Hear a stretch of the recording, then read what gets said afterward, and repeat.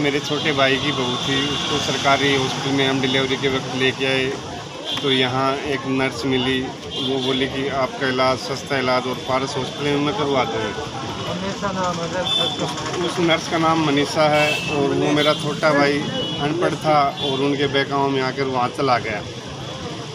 वहाँ वो hospital dental hospital था और भाई को पता नहीं था, तो वहाँ 5-4 नर्सों ने जबरन उसकी डिलीवरी करवा दी। डिलीवरी करवाने के बाद उसके ब्लड शुरू हो गया। ब्लड शुरू होने पर उन्होंने ध्यान नहीं दिया। फिर एक एक्स्ट्रा डॉक्टर या कंपाउंडर को बुलाया गया ब्लीडिंग ज़्यादा होने पर, तो उन्होंने जबरन, जैसे कि पशु के साथ क्रूरता की जाती है, वैसे हाथ में दस्ताना लगाकर 2-3 घंटे तक, तब तक वो बेहोश नहीं हुई पड़ता, तब तक उन्होंने उसके साथ क्रूरता की। हम अब वो हमको सुबह 9 बजे बताती है कि भाई ये तो सीरियस हो गई और इसको आप ले जाओ। तो हमने बोला कि मैडम कहाँ लेके जाएं? बोले हमको कोई पता नहीं, उन्होंने बाहर डाल दिया अपने फर्श पर, बोल ले जाओ। फिर हम उनको जोड़नो लेके गए, जोड़नो वहाँ रखा धनवंतरी हॉस्पिटल में। वहाँ 3-4 दिन इलाज चला। फिर वो बोले कि हम भी इनको रेफ़र कर रहे हैं, आप जयपुर लेके जाओ। और जयपुर में अंत में उसकी डेथ हो गई। इन लोगों ने इतना घोर अपराध किया है, उसकी सज़ा प्रशासन, कानून इनको कड़ी से कड़ी सज़ा दे। उनके 2 बच्चे हैं, उनका प्रशासन और कानून उनका कुछ करवाए। कल उनके मुद्दे समझौता भी हुआ था। हाँ जी, कल क्या समझौता हुआ था? कल हम नाइट में वहाँ थे तो उन्होंने तो कहा कि उन्होंने तो बोले मैंने इलाज ही नहीं किया आपका, परे दूर नाटकी कि हमने तो इलाज ही नहीं किया आपका। नहीं, रात को समझौता हुआ था ना? रात को समझौता हुआ, उसमें वो बोले कि हमारे को वहाँ SDM गया, तहसीलदार गया और कई पुलिस अधिकारी 5-4 हो गए, तो बोले इनके ऊपर सख्त से सख्त कार्रवाई की जाएगी।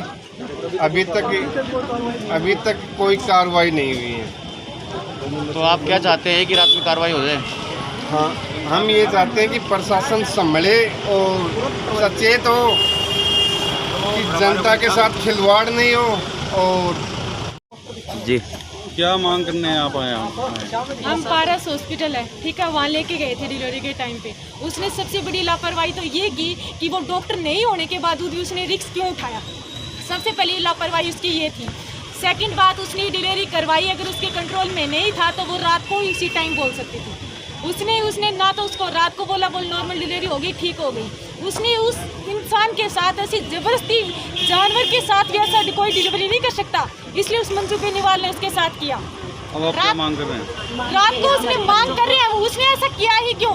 उसने रात को ब्लीडिंग छूट गई थी उसकी, तो उसने बताया कि नहीं कि और प्रशासन डॉक्टर के दिया हो। हाँ, उसने सबसे बड़ी गलती यही की थी। हमारी प्रशासन से मांग है कि ये और किसी के साथ भी हो सकता है। पारस हॉस्पिटल को बंद करो और उसके ऊपर सख्त से सख्त कार्रवाई होनी चाहिए। उसके बच्चों को न्याय मिलना चाहिए, इंसाफ होना चाहिए बच्चों के लिए। उसके माँ बाप को इंसाफ मिलना चाहिए, बच्चों को इंसाफ मिलना चाहिए। उसके एक 3 साल की लड़की है और उसने 8 साल का, मतलब 8 दिन का उसका लड़का पैदा हुआ था। उसने अपनी माँ भी नहीं देखी कि उसकी माँ की शक्ल कैसी है। वो एक लड़की है, वो घर पे अपनी मम्मा को पुकार रही है। सबसे बड़ी गलती की है उसने। वो रात को भी बोल सकती थी कि यार मेरे कंट्रोल में नहीं है, आप दूसरे हॉस्पिटल में ले जाओ। अगर वो बोल देती तो दूसरे हॉस्पिटल में भी जा सकते थे, वो उसकी जान बच सकती थी।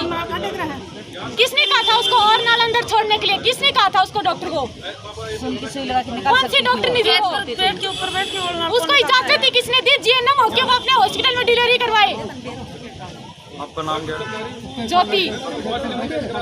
उसने इतनी जबरदस्ती से हालत की, मेरी भूल हो गई कि मैंने उसकी रिकॉर्डिंग नहीं की। उसने अपने खुद को बताया कि एक जानवर के साथ भी ऐसी डिलीवरी नहीं करते, जिसने उसके साथ की। हमारे 2 बच्चों को इंसाफ मिलना चाहिए। हम ये चाहते हैं कि 2 बच्चों को उसको इंसाफ मिलना चाहिए, उस पर सख्त से सख्त कार्रवाई। आज उसने हमारी बहन के साथ किया, कल वो और किसी के साथ भी कर सकती है। ठीक। जो आज ये जनता